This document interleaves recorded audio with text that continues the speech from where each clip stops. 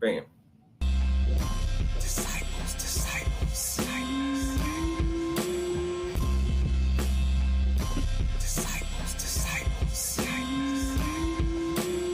What up? It's your man Bad News, Mr. 1985 Uptown's finest. Welcome to another episode of Disciples with a Boom Back. What up, Harry? What's the deal, baby? What's good, bro? I'm your second half Disciples of the Boom Back. Harris here for another exciting week. Tuesday, we here. YouTube. What's good? This is what we do. What up, everybody out in YouTube land? What is the Disney, man? What is going on, everybody? Hope everybody had a good week. Ready to talk some hip hop news. Hop, the hip it to the hip it, the hip the hop. It don't stop. That's what we man. got. What do we have? I don't have Did we listen to the Freddie Gibbs album? Yeah, listen. I listened to both of them because I couldn't listen to part 2 without listening to part 1. Part 1 is dope. Yeah, part 1 got two, a lot of. Part 1 got a lot of dope half. on it. Yeah. Part 2 I listened to half, and then I was driving to work. It bored me for a little bit. Okay. Just the beats was so monotone, but then I think the second half it pick up, and I didn't get that. I did hear the shots though.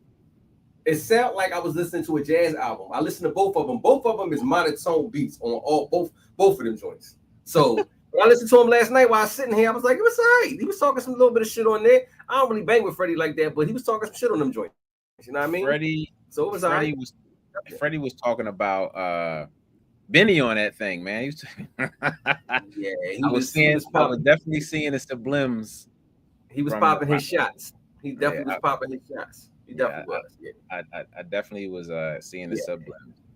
But he popped his shit. Yeah, most definitely. Let me see what we got. Let me do that. There we go. That's better.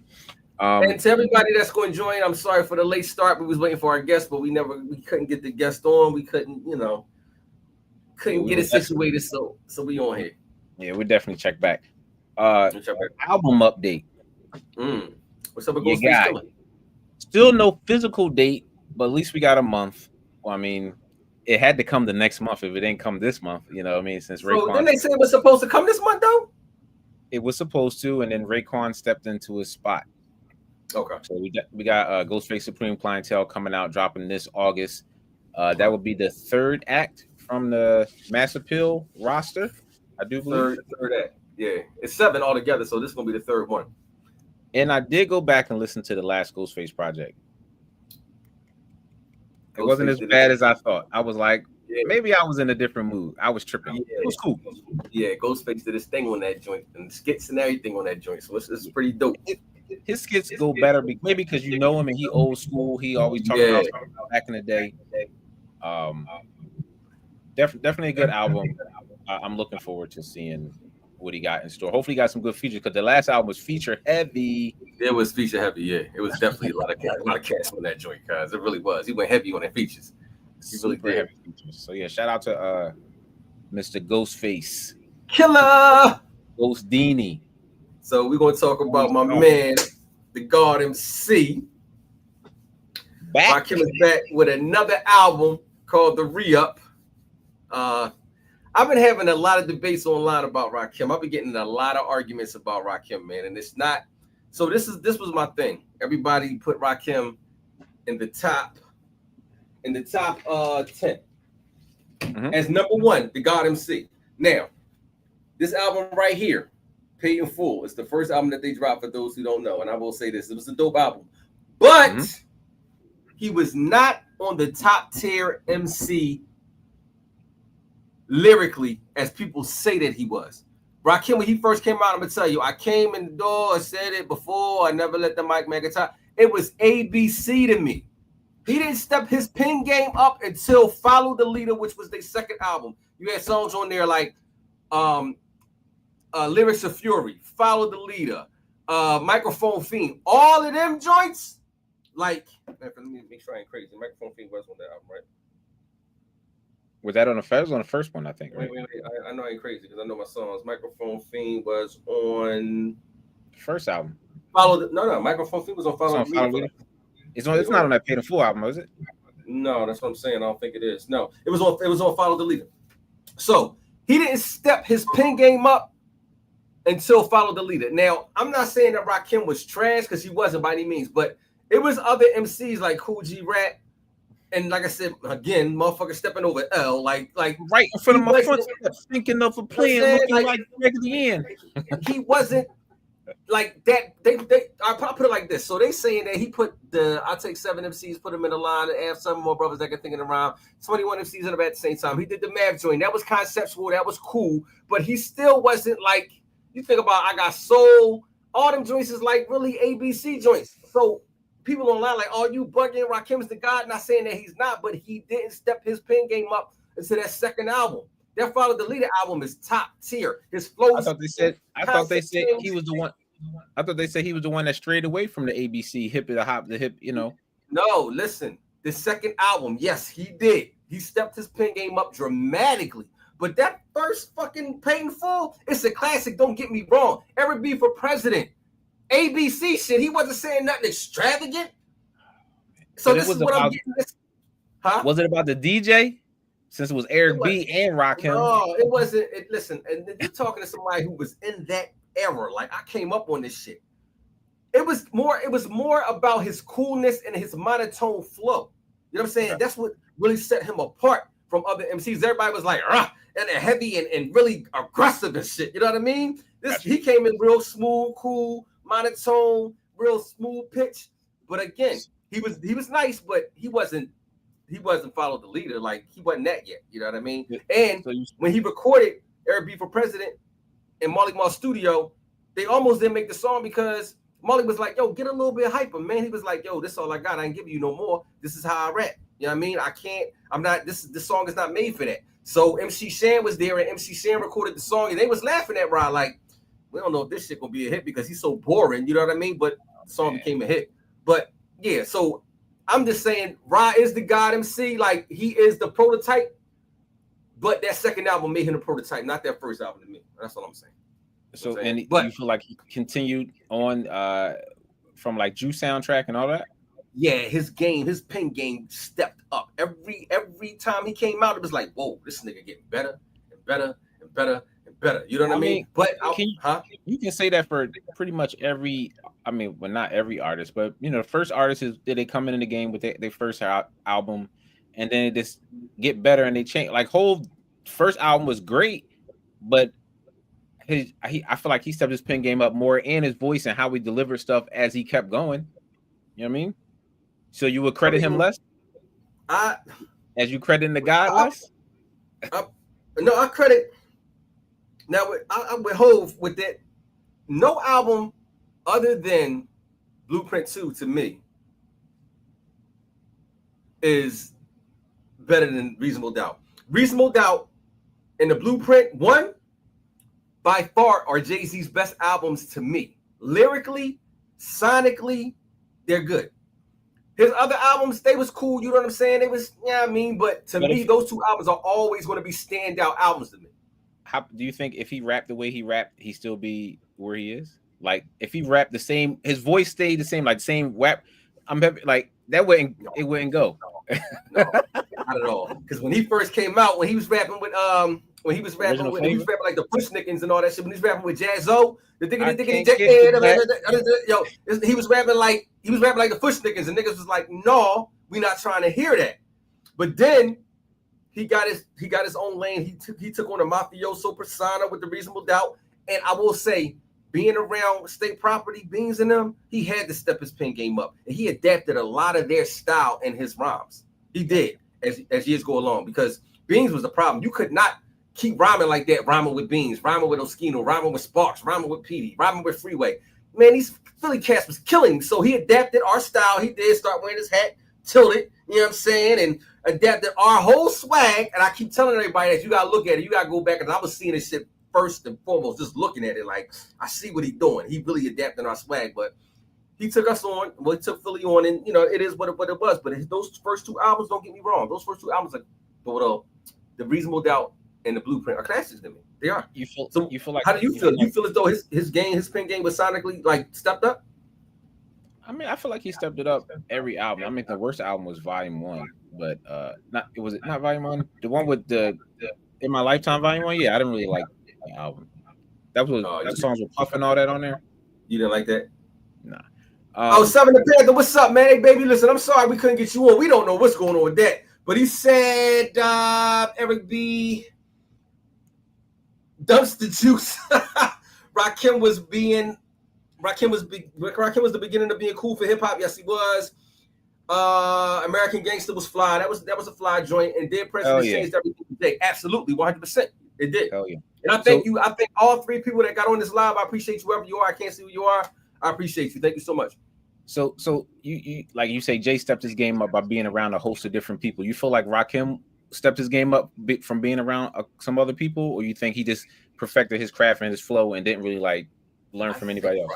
I think Rakim was already embodied that, and he was already a perfectionist. But I think he also had competition like Kane. He had competition like G-Rap. He had competition like L. You know what I'm saying? Like that really made him push his pen. Like I can't really make no bullshit. I gotta come up with that. He did. Every time he came out, niggas was like, "Wow, this nigga really." When that lyrics of Fury drop, that shit changed the game. Cause that shit was like, "Yo, you ask any MC in my era, what's the most fiercest, ferocious hip hop spaz out rhyme ever?" And they gonna say lyrics of Fury. I promise you, they gonna say that. Okay. Yeah, we gonna get it done, fam. I appreciate you for joining. Yeah, I just want to read the caption. Pretty much, the God MC is officially back. Rakim returns with the Re-Up, a brand new 9-track project dropping on August the 29th. Recognized as one of the most influential lyrics in hip hop history, Rakim proves he hasn't lost a step. Expect sharp bars, timeless wisdom, and the kind of presence only a true legend can bring. The fifth solo album following the 2024 God Network. Rock, but that album he was doing the production. I didn't like that at all. Yeah, I didn't like that at all. So I didn't like that. If you want to be one of the older G's MCs that's coming back since everybody else is trying to make a project, hopefully it's good. You're not wasting our time. Get some good production. Hopefully it's good, or don't come out and keep your legacy intact. Yeah, man, because with everybody that's coming out, the way they're coming out, the older elder statements, he gonna have to come out and just bomb shit, like really bomb shit. You know what I mean? It got to be something worth listening to, in my opinion. Shout out to Rakim the God, man. Every week, I feel like we talk about the older statesmen that's dropping. Bro, Public Enemy dropped the album last month. Yo, I did not listen to it. I did not listen to it. I knew they dropped it. I was like, I looked at the release date. I said, what? They put an album out. Yeah. I don't love it. I mean, they both rapping. I feel like the beats could be better. If they could. Is any more Bomb Squad left? Yo, I don't know where Hank Shockley is. I don't know where Keith Shockley is. I don't know where Eric Sattler is. I don't know where none of the Bomb Squad is at, man. But they need to reconnect. They do. I feel like if they got the production or just somebody that can loop up some James Brown break beats, they be cool. Because he sound the same. Get back to their old sound. They do. It's not Woody's writing because it's been consistent. It's the music. It's like Guru making the jazzmatazz, and then you want the premier beats. And you like it don't hit the same, but he's saying exact same thing. You feel me? Yeah. But speaking of the elder statesmen, he said some of the Panthers said it was weak. I didn't listen to it. I gotta listen to it. He said that shit was weak. Yeah, I kind of went through a couple of my Bus. Yeah, Bus is finally getting his Hollywood Walk of Fame star. Yes. And Busta keep trying to drop albums. Yo, go ahead. Dropping an album called Vengeance. And he was on CBS morning show talking about it. He wants to get more personal. Right. Busta Rhymes is like one of my favorite rappers, bro. But like the projects he had 2 EPs, and like it was greatness in it, and it gave you the old Bus. But sometimes it's a lot of hit or miss, especially when he's trying to reconnect with the younger folk. It don't connect, and I don't need to hear Busta Rhymes with no reggae artists. I don't want to hear him speaking in patois. Like, just rap, bro. And where is Knots? Where is DJ Scratch? Give me the boom, boom, boom, boom, boom, boom. Give me the 808. Give me that, bro. And give me him and Swizz, because they had some magic back in the day too. Like, but like, stick with the formula that got you here, especially now that you ain't got to do a song with Coyle Ray. You ain't got to remake the Ain't No Money song, bro. You ain't got to do that. Give me the hip He hop. got his legacy. His legacy. He got songs with Janet Jackson. He got songs with Mariah Carey. He got songs with like everybody. He ain't got to make another album ever. No, ELE Extension Level Event 1, 2. The first The Coming. He got Flip Mode Start. Like, we good. The Genesis, The Big Bang. Like, come on, man. Like, he got bangers. He got albums. Got bangers. So what was your favorite 2 Busta Rhymes albums?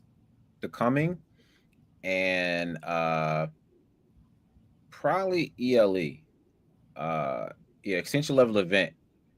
It got a lot of joints when I really like. In The Coming, I fell in love with it. I fell in love with the intros. It was 3 different intros before the album even started. It just kept hitting me with crazy bass, like the 808, keep falling, and the beat. Yeah. But honorable mentions, The Big Bang is one of the best sonically produced albums. Like, if I get a new car, I'm setting the levels to the Big Bang. It just hit crazy different. That's the first new car. Big Bang's getting on there. Let me adjust my bass, my treble, specifically to that album. Yeah, absolutely. But yeah, my two are just real quick. My 2 are The Big Bang and the Genesis. Those 2 albums Dre had something to do with. The Genesis is them 2 albums, like you said, sonically are something different. Yeah, they are. Bus been rapping. I used to say Bus around, but his pen was shaky. What do you say? He relies on energy and delivery a lot. He relies on energy and delivery a lot. Yeah, on what albums though? You talking about on what albums? On the Genesis or the Big Bang? I feel like on the newer albums when he's trying to come back, his voice is too deep, and everybody don't know how to engineer him. Yeah, so he sounds all grumbly, and you like, I don't need that. His voice is gone. Actually, his voice is out of here. It's three MCs whose voices are fucking gone. Sticky Fingers, 50 Cent, and Busta Rhymes. Their voices is shot. Oh, I'm sorry, 4. And DMC. But Run DMC, their voices are shot to shit. Really, they gone. It's hard to tell. Bus does so much music. He'll release an old song. You'll be like, oh wow, his voice is back, but it could have been old. I don't know if it's new. But the year, I think he just the year the Dragon is 2 products he just put out with 2 dragons on the front. It's got some joints. Right. It's just then he throw it off by throwing him and a reggae artist, and it's like, bro, I don't want to. I think that's just so much his reggae roots. He don't want to stray away from his reggae roots. You know what I'm saying? I used to say that he was the only MC that was out in the late 80s that still was relevant. It was like him and L, but he was still making songs where LL had stopped. Me, I said that because he came out with LONS. Late 90s? You mean the late 90s? What 89 or 91 when LONS came out, the first album? Well, LONS came out 91. Yeah, like 91. Okay. So 91. LL was out before, but he was just doing TV. Bus still was going, and then he had the Chris Brown song, and he was still making moves. Right. But yeah, he's still been around. I mean, I can't knock it. He had a great career, still rapping, had his movie shine a little bit, you know? Yeah. He's done a lot. 7 of the Panthers said, love both of those.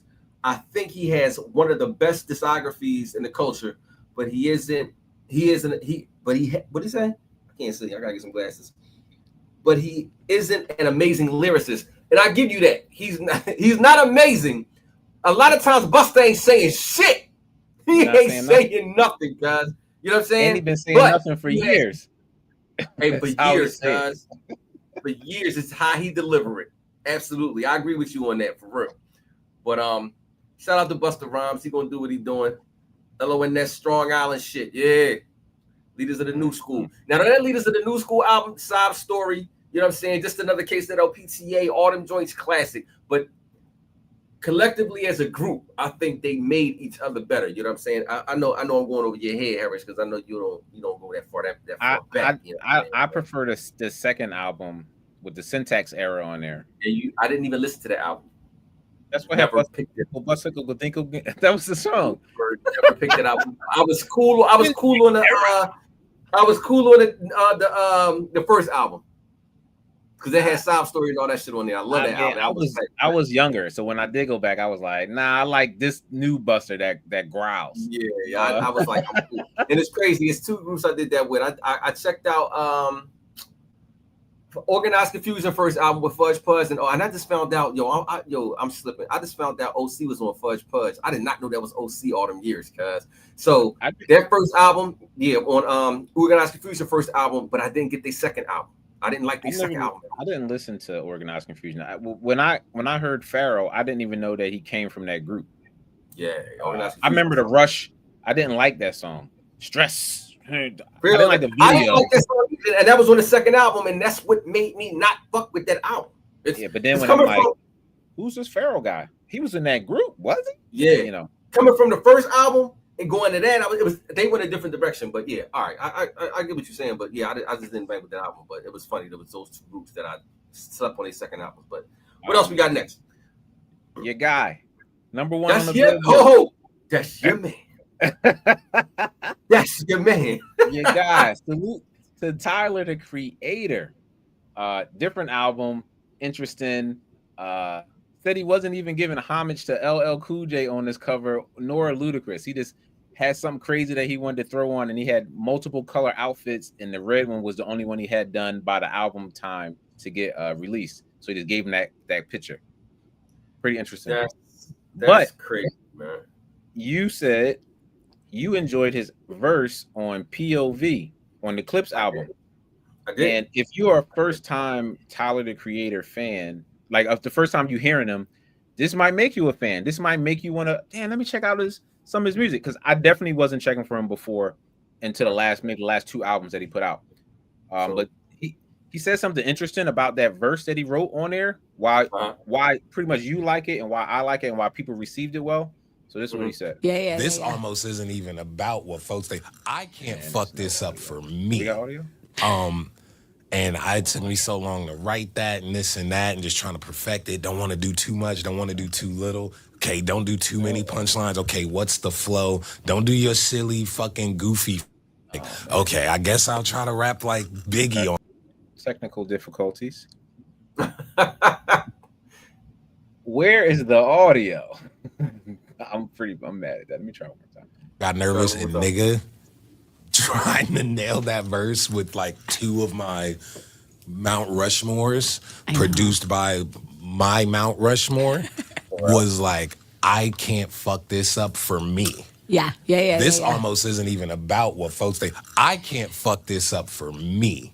And it took me so long to write that and this and that, and just trying to perfect it. Don't want to do too much. Don't want to do too little. Okay, don't do too many punchlines. Okay, what's the flow? Don't do your silly fucking goofy flow. Like, okay, I guess I'll try to rap like Biggie on it or something. Like, was really in that bitch sweating. And that nigga Pusha sent me that before I went on tour in Europe. So he probably sent me that in April.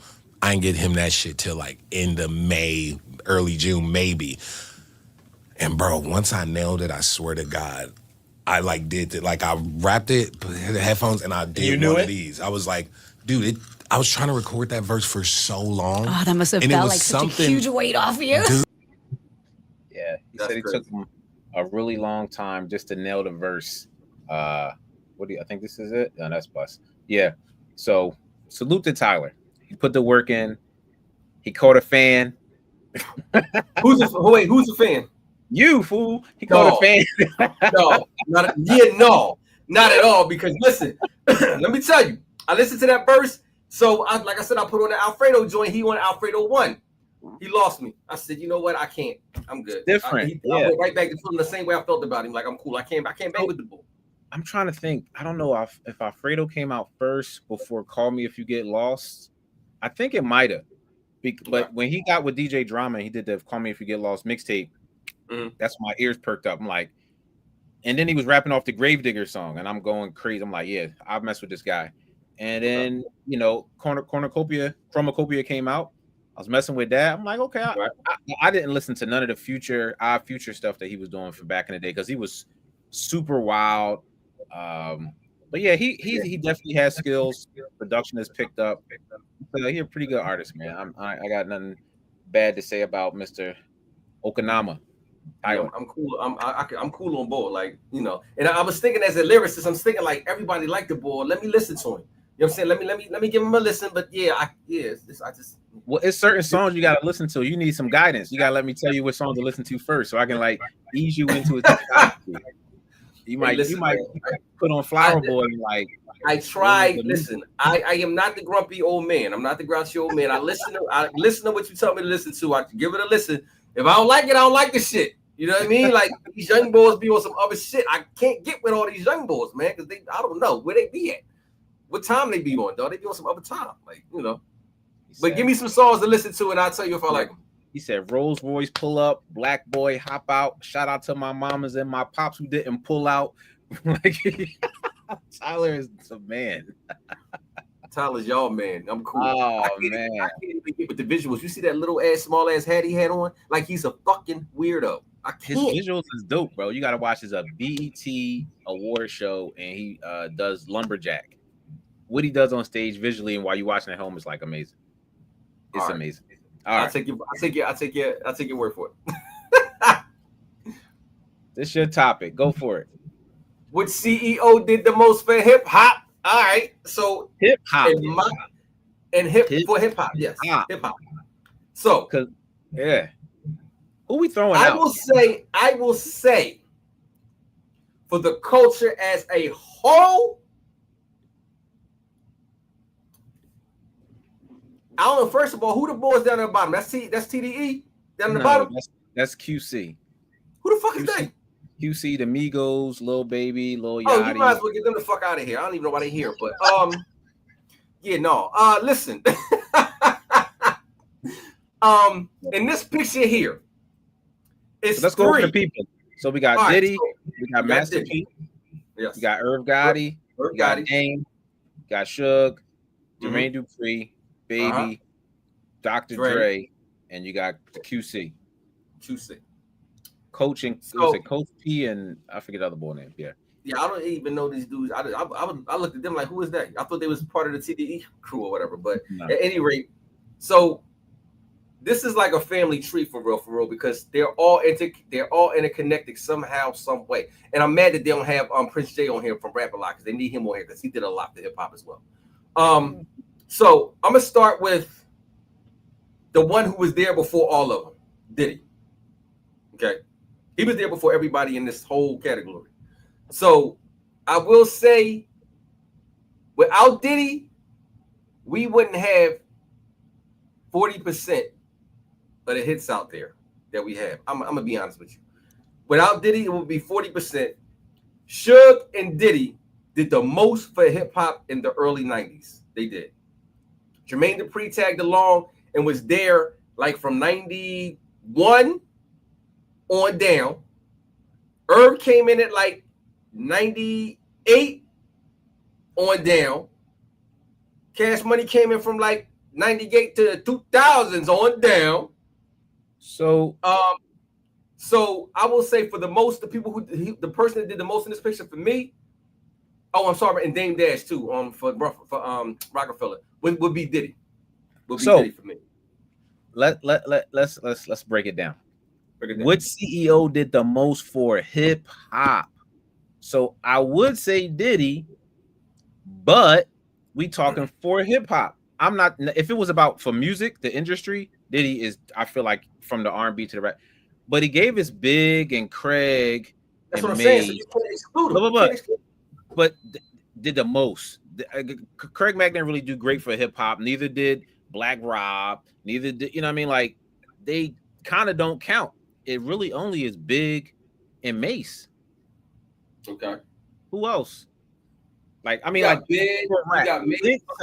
Big, Mace, and Little Kim. And Black Rob. Black Rob made some noise. Come on, don't do that to Rob. He made some noise. He didn't do anything. No, they don't count. They get discounted. They didn't make a big enough noise. They contributed. You can't discount them. Biggie, Mason, Kim, household names. They did the most. Okay. They was everywhere. Okay. So then we got Master P, right? Yep. You would probably say him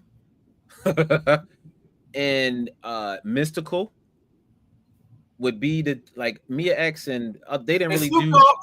Snoop Dogg was assigned to him too. So Snoop. But Snoop got the acclaim from Dre. From Death Row. From Death Row. Right, so he got 2. So he got Irv. So he got Irv got Ja Rule. He got DMX because he put him in position, even though Rough Riders. He got Jay-Z. Jay. First. He didn't Mike Geronimo, all them niggas, like all of them. Okay. Then you got Dame. You got Jay, Beans, Free, Just Cam. Cam. Wait a minute, Cam, the producers that was under him, Blaze, Kanye. He might have this whole thing sold up as the seed of the most for hip hop for bringing those people in. Hands down for the culture. Yes, yeah. I was talking about for musically for Diddy, but for the culture, yes, yeah. So then we break down Suge. Like, all right, Suge got Dre, Snoop, Pac. I guess Dog Pound, whoa, Dog Pound, Rage, like Warren G, like he got Quick. He got some hands too. Okay, he would be second. He wouldn't beat Dame. He wouldn't edge out Dame. No, he wouldn't edge out Dame. No. So we go to Jermaine Dupri, right? So we got Chris Cross, all R&B. Chris Cross, the Brat. That's it. Yeah, that's it. The rest is Mariah Carey, Usher, what's the fuck is their names? The ugly chicks. Oh gosh. He might be behind Puff for the R&B people. He definitely behind Puff, but fuck is them chicks' name? Escape. Them, they all R&B. Y'all always forget them chicks' name. They all R&B. So you say Birdman, right? So you got Wayne, Juvenile, and Juvie, Manny Fresh. Manny Fresh. Who else? That's it. He brought out. Well, actually, you know what? I'm lying. He might be right there with Dame. Drake. Yeah, I said you got Drake, Nicki. Yeah. Drake, Nicki, Wayne. Yeah. And Manny. I still think Juvenile.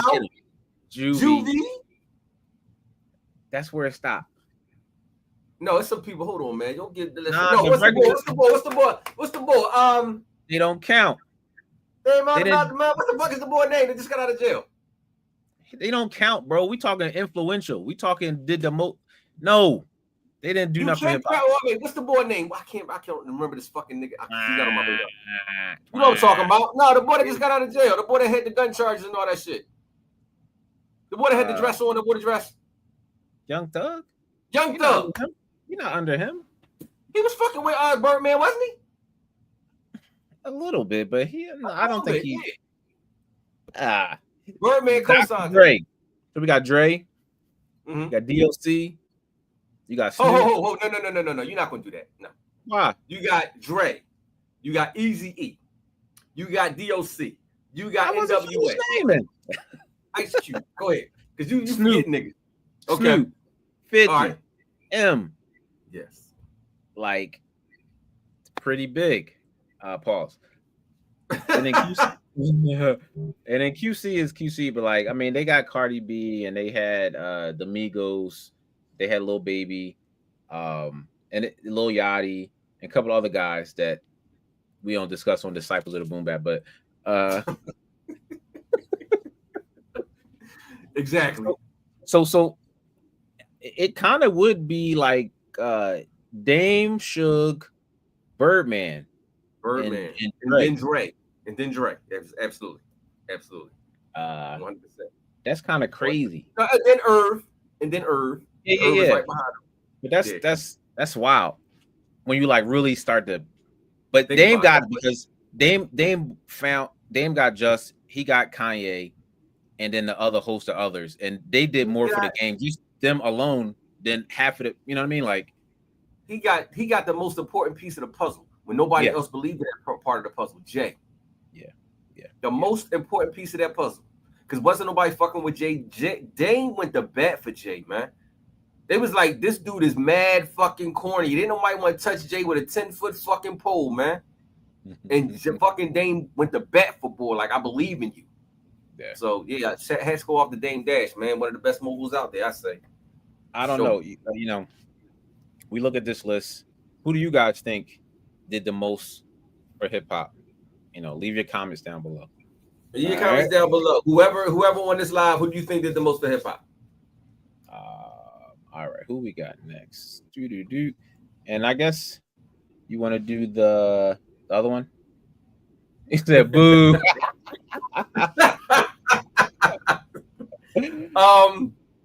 Do I want to do what? This one. Here we go. Boom. Yeah. Same vein. We did this last week. We did this last week. But we did it all for the other guys. Yeah. Yeah, we did. What is this? Is this the top? This is the Mount Rushmore of the South? Of the South, yes. Of the South. Yes. Luke Records. Who did Luke have? Luke had them, 2 Live Crew. He had 2 Live Crew, H-Town, and what's his name? Trick Daddy. And he had I think he had MC Shadi, if I'm not mistaken. I don't know. That was Miami Baseball. I only brought Luke for Luke Records. I didn't buy nobody. I did buy H-Town first album. I bought H-Town. I like the second album too. Yeah, I didn't buy anything else from Luke Skywalker Records. I didn't fuck with 2 Live Crew like that at all. I mean, the fact that Luke is in the front, does that mean anything? I mean, it's just like So Def and Cash Money are definitely the top. Absolutely, but I know why they're in the front. I know why Luke is in the front. That's 100%. And is that his logo? Was that always a dancing girl, like a skirt and legs? What was that? I never knew the fucking logo. I'm looking at it now, like I never knew what the logo. I never knew the logo consisted of that. Really, all I saw was Luke Records. I never knew it was an acorn in the middle. So I don't know what the fuck that is. I always assumed that it was like legs, 2 legs and a dress. Like I'm looking under the dress while the leg is putting it one leg up. That's like what it looked like, but I can't dancing. really confirm. I can't confirm that. I'm not going with that, bro. I'm not. I ain't confirming that. I'm gonna have to do a little bit more investigation on that, cuz. You said an acorn. I never it looked like an acorn. Then it looked like a balloon sideways. I don't know what the fuck that is, cuz. That's got to be the worst logo in history. I'm cracking up. Yo, Rap-A-Lot Records, Scarface, Ghetto Boys. Who else they had? You had all right. Listen, you had Scarface. You had Ghetto Boys. You had Big Mike. You had A Key to a G. You had Gangsta Twins. You had MJ. I mean what was his name? MGG or some shit like that. Some boy that was then you had Raheem, the South version of LL. They had a lot of cats on that joint, man. But it was South version of LL. His name was Raheem. Look him up. He was like the South version of LL Cool J because he was sound just like LL, but he had an accent. Cause he had one album. Yeah, one album. I never forget that album because my cousin had the album, and I listened to that album all the time when I went over there. He say, "I'm mad that I'm bad." Listen. What I want you to do is Google. Listen, this is what I want you to do. I'm gonna give you some homework, like you give me homework. Go Google Raheem from Rap-A-Lot Records. Listen to that album and tell me who he sound like. All right, I will. Whenever you get a chance. You can give me, yeah. What's it? Yeah, name? What's the whole name? Like BBJ, and he sound like Biggie. I think Big really took that nigga whole swag. He said, "Yo, I got it. We taking bull whole shit." You know what I mean? Hold up. What's up in the paper say? He said Rap-A-Lot was serious. Absolutely, 100%. Rap-A-Lot did they damage, man. They definitely did. Scarface kept them afloat, though. The Ghetto Boys and Scarface kept them afloat. They did. Yeah. I will say that. You know shout out really quickly. We get back to Seven the Genius. Go check out his album. Seven the Panther, not Seven the Genius. Gravitas, produced by Drug Beats. Check out my man. The Panther. Shout out to Seven the Panther. Seven the Panther got a lot of fucking music out there, y'all. So if y'all don't know, go check him out. He got a lot of fucking music out there. He definitely do. We gonna get him on here. We gonna find out what's the problem with getting him on here. Like the emails ain't linking up. I don't know, but we definitely gonna get him on here because we want to talk to him. We definitely do. Yeah, salute. Yeah, I mean, I can't call this Mount Rushmore. I don't. Listen, maybe more labels. I don't know. So you got Luke of the South, which was the first. So I will say it's between Rap-A-Lot and Luke for real, because they both came out around the same time, like 88 or some shit like that. You know what I mean? Luke came out like around 87, 88. Rap-A-Lot came out around 89, 88. You know what I'm saying? So those two are definitely in the forefront. So Def. I mean, they still making moves. Salute, bro. So Def was out. Cash Money was out. So I think this goes in order perfectly because Cash Money came out a little bit after So Def did. Who's still running it? Cash Money still going crazy. Cash Money still doing their thing. Now I will say this: Jermaine Dupri still doing shit on the low though. Most of the songs on the radio, Money Long, Mariah Carey, all that shit, he done produced it. Money Long, Mariah Carey, Ari Lennox. Yeah, he's still making joints. He's still making bangers, man. And a lot of people don't know. I read credits. I keep up on the shit. But all them songs y'all listen to, when y'all hear, y'all know what this is. That's Jermaine Dupri before. So yeah, that's his calling card. So he's still making hits. Yeah. So that is that. You got anything else? Hold on. I think I'm tapped out down the bottom. Let me see if I got anything else. Yeah, we talked about everything. I wanted to cover. We got Busta, CEO, Freddie Gibbs, Ghostface, Seven's album, Rakim, Mount Rushmore, Tyler. Yeah.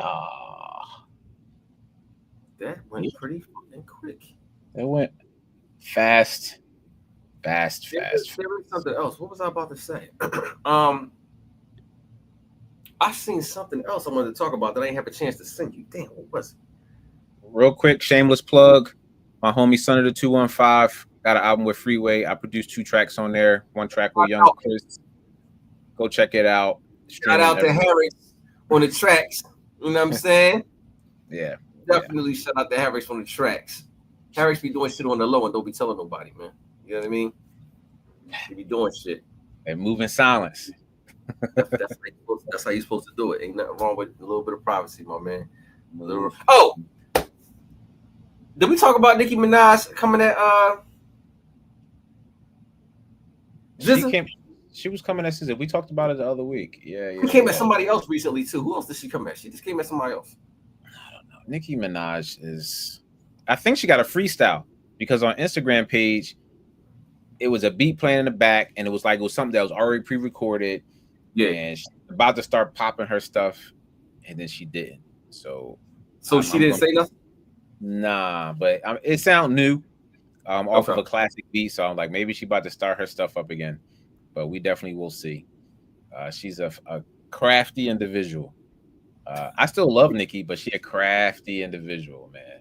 Why you call her crafty though? Like, why you call her that? She pop out and just start telling everybody business. You know what I mean? That's because she ain't got shit going on right now. You know what I'm saying? She don't want her buzz to die down. So I think she just be sitting there like, you cannot tell they business. She got hits. I like her. You know, she's influential. But yeah, man, she be doing the most sometimes. Yeah. Okay, so that's what I wanted to talk about. They was talking about who was the most influential female MC.